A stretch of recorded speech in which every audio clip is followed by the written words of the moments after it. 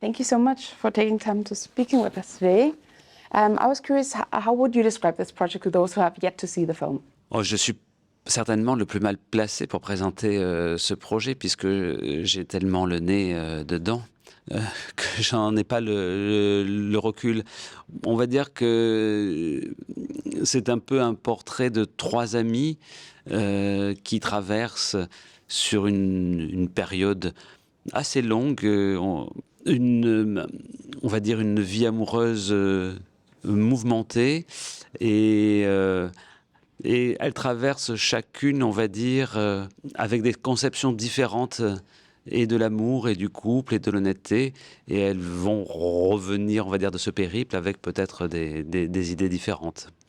Mais je ne sais pas du tout si c'est un bon résumé. Mais je vais peut-être le résumer peut-être encore plus simplement en y réfléchissant. C'est peut-être l'histoire de trois amies qui ont chacune une idée différente de ce que c'est que l'amour et qui chacune se trompe en amour, se trompe et se trompe encore. When you wrote the script, did you already have actresses in mind for the characters? Non, quand j'écris, c'est très rare d'avoir une actrice en tête. Non, non, je n'avais pas les actrices. Le casting s'est fait une fois que le scénario était terminé. Et ça demande toujours un certain temps parce que c'était pas évident de réunir trois comédiennes qui ont un caractère différent et en même temps qui se complètent. Yeah, but you absolutely managed to have these three very different actresses. So what was your approach like for the casting process? Mais justement, il y avait par exemple pour India Air la difficulté de trouver un personnage qui se pose des questions sur son amour, sur son couple, qui même va quitter un compagnon qu'elle aime beaucoup, mais dont elle n'est plus amoureuse.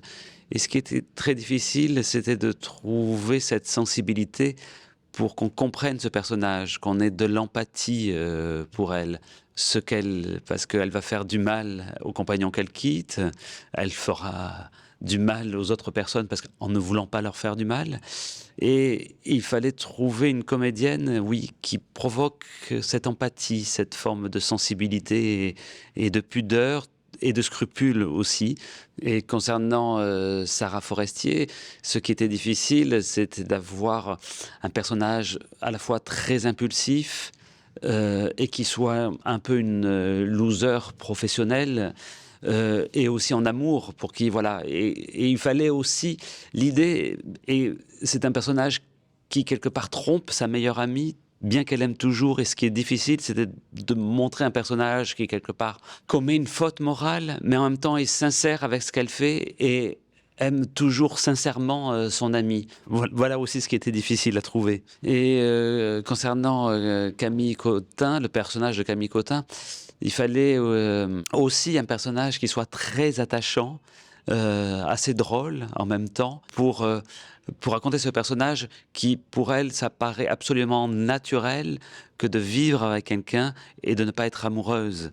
Et c'est son point de vue, et je voulais que ce point de vue soit accepté d'une façon très sincère. Et évidemment, ce qui est intéressant, c'est qu'elle se retrouve prise au piège de son point de vue et que les choses se retournent. Et donc, c'était un personnage qui devait être à la fois drôle et émouvant.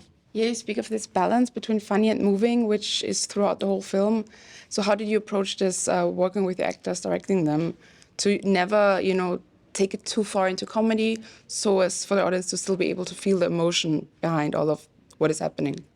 C'était tout l'enjeu et du travail avec les comédiens, mais du film lui-même, et je pense que les comédiennes l'avaient compris, et dans l'écriture du scénario, et dans la mise en scène, et dans la direction, on va dire, de jeu. Il fallait composer avec ça. Et les comédiennes en étaient, je pense, très conscientes.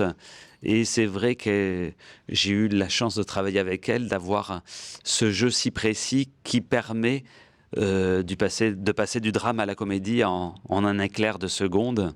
Et aussi d'avoir cette retenue pour ne jamais tomber dans le pathétique ni dans la farce. You're absolutely right. This is in the script as well, and also the distinct voice is already very much present in dialogue as well.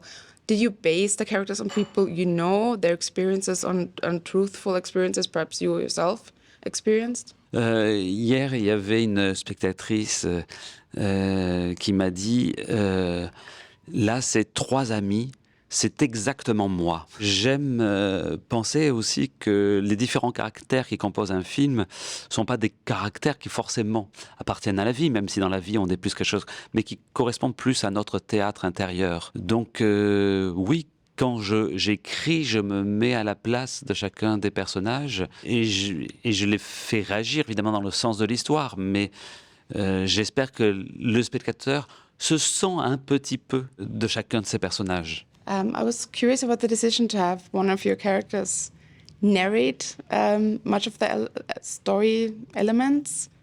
What was the decision-making process behind having this character be the narrator?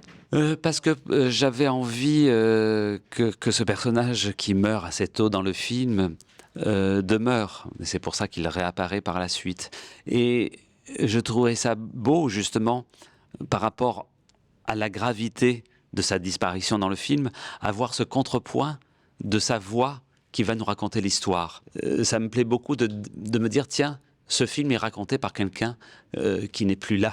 Et c'est une idée que je trouvais amusante et touchante. Et j'aimais cette idée qu'en mourant, comme il le dit, il finisse sa psychanalyse. Il soit sorti de ses névroses et puisse finalement voir son lien avec la femme qu'il aime, voilà, qui puisse s'exprimer justement dans une tendresse dénuée d'enjeux névrotiques, on va dire. I really appreciate the details also about the child rearing that are in the film, because it's not just a side story that yes, they have children together, but there's also, rituals that are being now taken over by the surviving parent. Why was it so important for you to have this in the film as well? Parce que il y a toujours plusieurs choses. Déjà, c'était intéressant que ce personnage qui meurt ait un enfant, que ce soit une famille. Et ce qui est intéressant avec les enfants, c'était ensuite le fait que le personnage qu'interprète Damien Bonnard, qui remplace Vincent Macaigne, et lui aussi une enfant, que ces 2 enfants se lient et forcent presque le personnage d'India Air à devoir se rapprocher. C'est comme si que tous les éléments les rapprochaient, qu'elle soit poussée un peu malgré elle à cette union. Et la 3e chose que j'aimais avec les enfants, qui arrive plutôt à la fin, c'est l'effet de génération. Et qu'à la toute fin, elle annonce à sa mère qu'elle est amoureuse. Et que c'est un cycle presque de vie et évidemment d'aventure de la vie qui recommence. Absolutely. There's these big questions about all kinds of human relationships in this film. Family, romance. So why did you specifically choose to call this film 3 Friends? Like, why is there the focus on this friendship when it's so much more in this film? C'était très, très difficile de trouver un titre. Je comprends votre question. Mais les 3 amis, c'est les seules choses. Ces 3 femmes traversent, on va dire, une série, une aventure de vie, chacune, de vie amoureuse surtout. Mais s'il y a quelque chose qui n'est jamais remis en question, qui ne bouge pas et qui reste fixe, c'est leur amitié. Et je trouvais que c'était un titre simple pour dire aux spectateurs aussi que c'était 3 portraits d'amis. Mais je comprends que le titre ne raconte pas aussi tout à fait le film. Mais on n'a pas trouvé mieux. Thank you so much. Thank you.